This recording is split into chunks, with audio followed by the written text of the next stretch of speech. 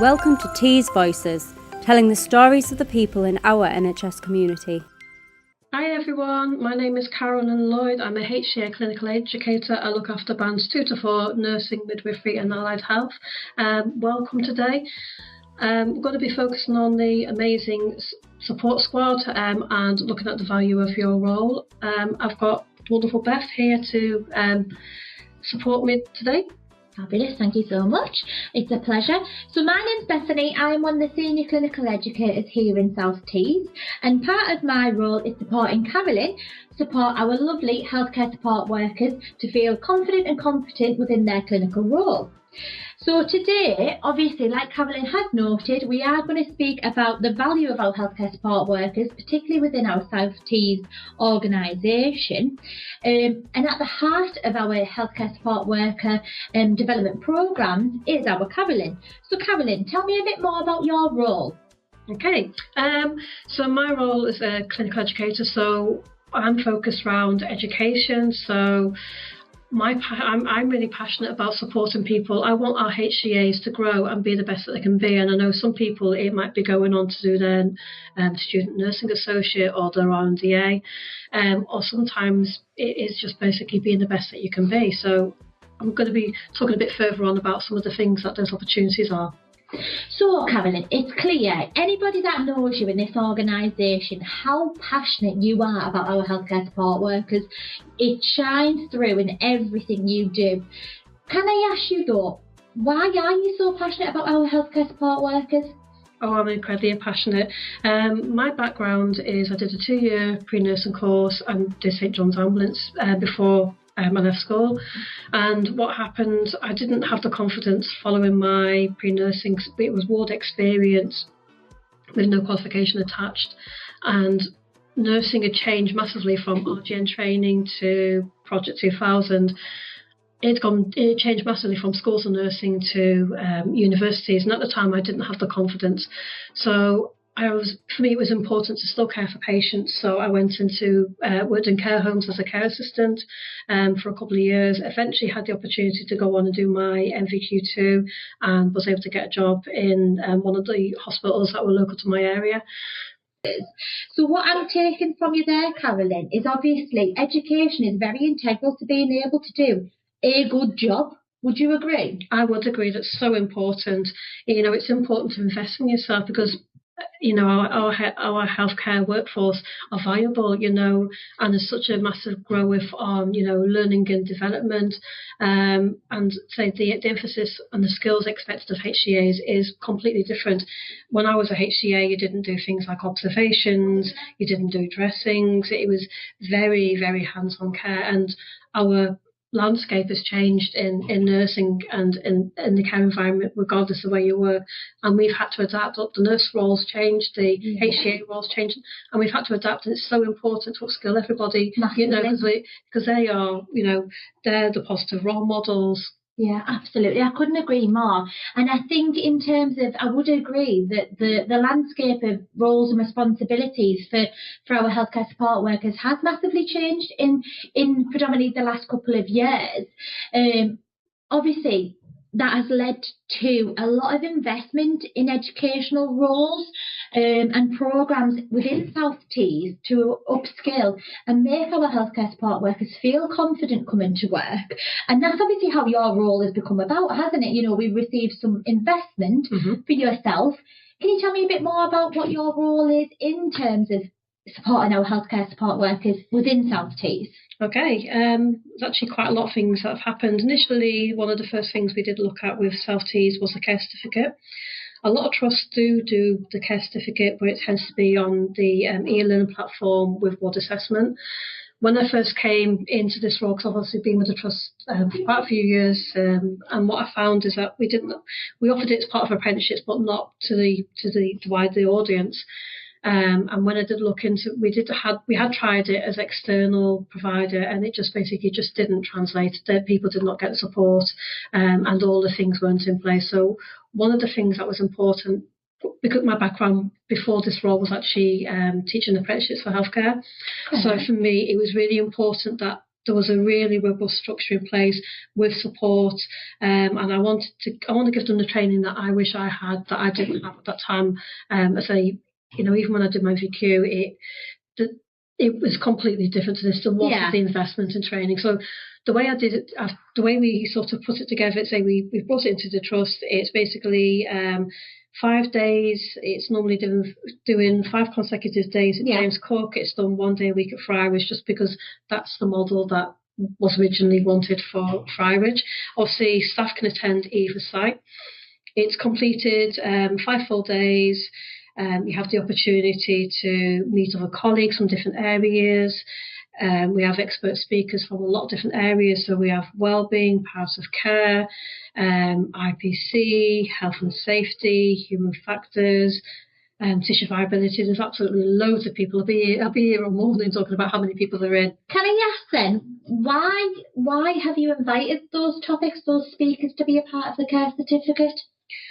For me, it was important to make the care certificate bigger than it's basically become its own entity. Because obviously, care certificate it covers your care fundamentals, so like communication, duty of care, handling information, and I wanted to make sure what we offered in our trust was relatable. It was very focused on our trust values.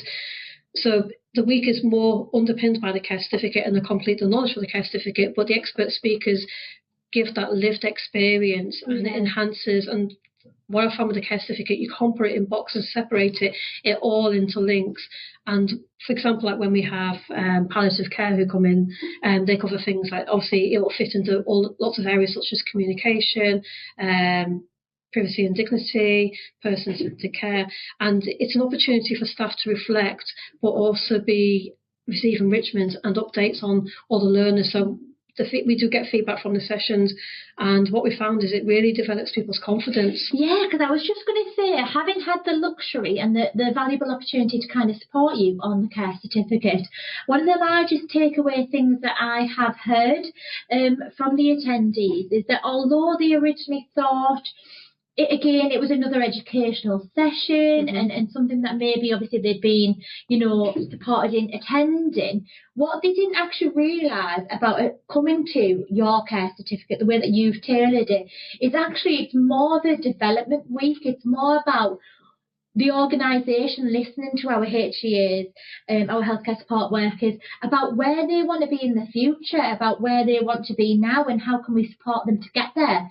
Am I right in believing that's how you wanted it to be? Absolutely, because for me the HCAs are so important. There's so many things to their role. There's so many facets, they're that positive role model, they're looking after students, new staff, volunteers. They're very important in educating and supporting others, and if we don't put that fundamental skills in place, then obviously we're doing ourselves a disservice. They're that friendly face, so often they're the first face for patients or someone who's been deployed, the family, and they work very closely with the first year student nurses. They have a massive impact on patient care and safety. It's making sure that they've got the skills to escalate concerns, they're that patient's advocate. They've got the gift of time to actually spend that time with patients. It's so important to have that investment. Absolutely, and I think, again, we can only speak for our own personal circumstances, can't we? But I remember being a newly qualified staff nurse on an acute assessment unit, and the majority of my first 2 years in terms of upskilling, becoming confident and competent within my role was actually delivered, and I was supported by our HCAs. The most valuable experience I've ever been provided, the education I've been given, has come from the majority of our healthcare support workers, because routinely they are the eyes and the ears. They are, they know everything what's going on those units. They have seen these patients come in time and time again. They have that friendly relationship, that they know these patients on a person-centred approach, that as a nurse who sometimes maybe gets moved units or maybe is new to that particular ward, wouldn't have any understanding of. So for me, working and valuing the contributions of our healthcare support workers massively enabled me as a staff nurse to give my patient the best care because it does take a village nowadays, you know, with all our patients having so many comorbidities, that actually we need to have that team approach. Would you agree? I would agree. It's so important. And I say we've had people that have attended training who have been in a trust 20, 30 years, haven't always known what to make of the week. But what I found is when people do come in and they realise it's actually about that investment, especially with the Band 2, Band 3 uplift. And it's important that we give our staff the fundamental skills and further develop their skills so they can be the best that they can be, but also open opportunities like, you know, for the progression. So, for example, signposting to what available trust training there is, functional skills signposting, the student nursing associate clinical skills, but also there's like a lot of work going on in the background around career pathway for our HCA. So I'm heavily involved. There's going to be lots of exciting things coming out. So watch this space. There's lots of things, lots of things. I mean, obviously from our background, we do get to hear a lot of innovative work going on. And for those who aren't aware, obviously a big initiative from not only South Tees, but obviously regionally and nationally is about growing our own community, you know, enabling our local community to get jobs within our healthcare organisations. And I know, Carolynn, you've had a lot of work and a lot of effort put into kind of supporting our workforce lead, Debbie McEwen, in helping our local communities, you know, receive jobs within our organisation. Why is that important? It's really important because I said you're referring to prospect. I'm also supporting T levels as well. And what we found is for people with prospect, they might be coming from a different career background. They may be coming from a different social economic situation.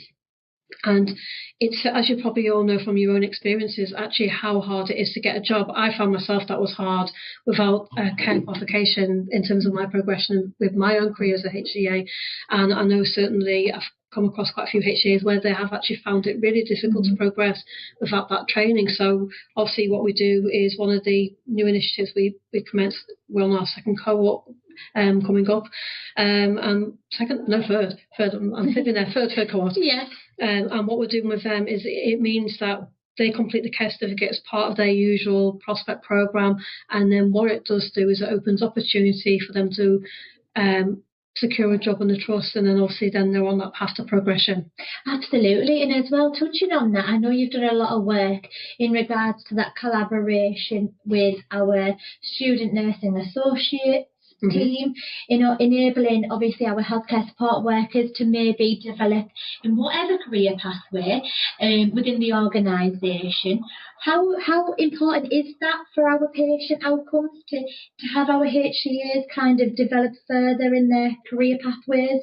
It's hugely important because it's around patient safety, making sure that training is evidence-based, making sure it's practical. So obviously we're doing the HCA Essentials, which is going to be coming out. Obviously we've been doing like the first session, but that's going to grow massively. And I say that there's lots of other exciting things in the pipeline, like newsletters and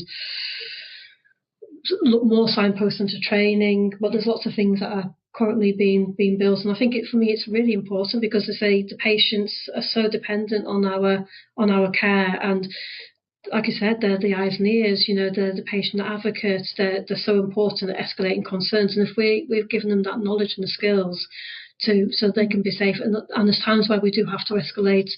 So pulling it all together then, Carolynn, clearly it's been a fabulous chat with yourself and I've really enjoyed it. But my final takeaway message I would love to understand is, where do you see the value in our healthcare support workers? I think they're so valuable, say, regardless of where you work. You know, they are important. They're the eyes and ears. They have the time to spend with our patients. You know, they're their supportive friends. You know, they deliver their hands-on care, they're advocate, escalation, and they're absolutely pivotal to patient safety. You know, we can't function as nurses without them. You know, I agree. They're so important, and it's. The amount of times that people say to me, "You're just a HCA," and I'm going, "No, you're not. You're much more. Just. Absolutely, nobody's just. We are so important. We need everybody. You know, everyone is so important, and I think in my experience when I've had HCAs come into training is that they haven't always felt very valuable, they haven't always felt very invested in, and one of the things I am very passionate about is that change, showing that actually, you know, we do care about you and we do want you to develop and have these opportunities, and I'm very passionate about that opportunity, and it's that, you know, recognition that we can. It's what's of the care certificate can be booked through me. We are looking at hopefully future cohorts very soon of the High Development Award. There's going to be more stuff going out about HCA essentials, but I say I'm working on a newsletter and I'm working on a lot of resources, and I know clinical skills generally are thinking of lots of other training things that will be coming into place. Fabulous. So I suppose the takeaway message then, guys, is get in touch with Carolynn if you have any development opportunities as a healthcare support worker that you feel we can support you with in one way or another. If we can't provide it, or Carolynn can't provide it, then we will find somebody to assist you along your journey within our organisation. Okay, thank you very much. Thank you so much. Bye. Thank you for joining us. Till next time, you've been listening to T's Voices.